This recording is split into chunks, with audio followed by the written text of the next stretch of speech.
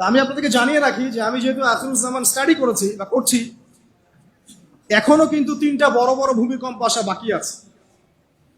নবী করিম সাল্লাল্লাহু আলাইহি ওয়াসাল্লাম একদিন মসজিদের সামনে দিয়ে যাচ্ছেন, সাহাবীরা ভিতরে। বাংলাদেশের বিভিন্ন জায়গায় আজ শুক্রবারে ভূমিকম্পে কেঁপে উঠেছে, কিন্তু বিভিন্ন জায়গায় ক্ষয়ক্ষতি হয়েছে। কিন্তু এই ভূমিকম্প বাংলাদেশে নাকি 3টা ভয়ঙ্কর ভূমিকম্প হবে, যে বিষয়টা জানালেন আমাদের আবু তো আদনান সাহেব।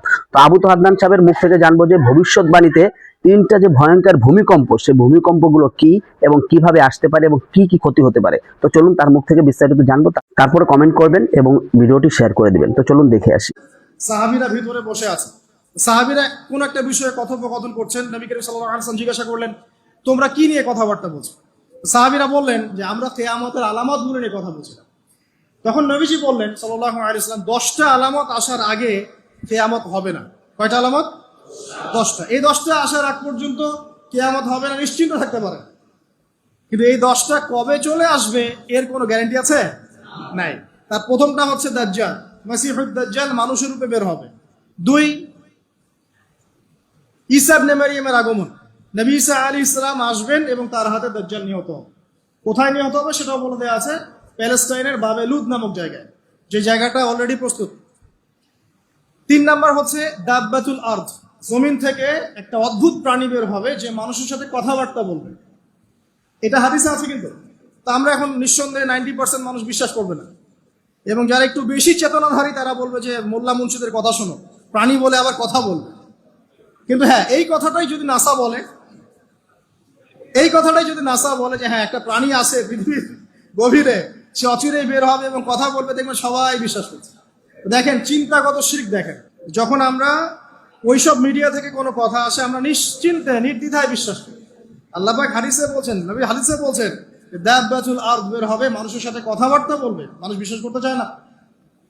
আর কি?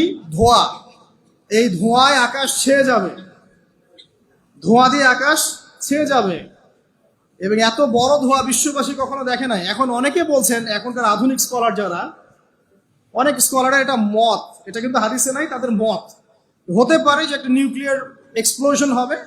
সারা ওয়ার্ল্ড তো এখন নিউক্লিয়ার যুদ্ধের সামনে দাঁড়িয়ে আছে, তখন হয়তো বা ধোঁয়ায় পুরো বিশ্ব ছেয়ে যেতে পারে, এটা তাদের মত। এটা হতেও পারে, নাও হতে পারে, হওয়ার সম্ভাবনা কিন্তু আছে, উড়িয়ে দেওয়া যাচ্ছে না। ঠিক আছে, 4টা। 5 কি? 5 হচ্ছে ইয়াজুজ আর মাজুজ। ইয়াজুজ আর মাজুজ এই প্রকৃতি বের হবে, এরা কিন্তু আদম সন্তান, এবং তারা পৃথিবীর পানি খেয়ে শেষ করে ফেলে দিবে। তারপর এই যে 6, 7, 8, এই 3টা হচ্ছে 3টা বড় বড় ভূমিকম্প, যেটা বলতে গিয়ে মেজে গেছে। এই 3টা ভূমিকম্প এখনো আসা বাকি আছে। নবীজি বলেছেন একটা পৃথিবীর পূর্ব দিকে হবে। পূর্ব দিক কোন দিক? এই যে Indonesia, Malaysia, Bangladesh, Pakistan, Myanmar, আপনার শ্রীলঙ্কা, এই পুরো কন্টিনেন্ট পূর্ব দিক, পৃথিবীর পূর্ব দিক। কোন কান্ট্রি এটা তো বলা হয়নি, পূর্ব দিক বলা হয়েছে। এবং এখানে ভূমিকম্প বলা হচ্ছে না, বলা হচ্ছে ভূমি ধসে যাবে, মানে পুরো ভূমিটা নিচে চলে যাবে। এখন যারা এগুলো নিয়ে গবেষণা করেন তারাও কিন্তু সেম কথাই বলছেন, খেয়াল করে দেখেন। তারা হয়তো বিজ্ঞান দিয়ে ব্যাখ্যা করছেন, কিন্তু হাদিসে কিন্তু এটা বলা আছে। আরেকটা হচ্ছে পৃথিবীর পশ্চিম দিকে। আর পশ্চিম দিকে কেন হবে জানেন? সমকামিতার কারণে, সুদের কারণে, জেনার কারণে, পর্নোগ্রাফির কারণে, এবং সারা বিশ্বকে তারা যে জুলুমটা করছে, এই জুলুমের প্রতিফল হিসেবে আল্লাহ পাক ঘোষিয়ে দিবে, এর কোনো অস্তিত্বই থাকবে না। যাই হোক দর্শক মণ্ডলী, সম্পূর্ণ ভিডিওটি দেখতে পারলেন। এই ভিডিও নিয়ে আপনার মন্তব্য কি এবং ভিডিওটি আপনার কাছে কেমন লেগেছে অবশ্যই কমেন্ট করে কমেন্ট বক্সে জানাবেন। ভিডিওটি ভালো লাগলে লাইক এবং শেয়ার করবেন। তো সম্পূর্ণ ভিডিওটি কন্টিনিউ করার জন্য আপনাকে অসংখ্য ধন্যবাদ। তো সবাই ভালো থাকবেন, সুস্থ থাকবেন। আসসালামু আলাইকুম ওয়া রাহমাতুল্লাহি ওয়া বারাকাতুহু।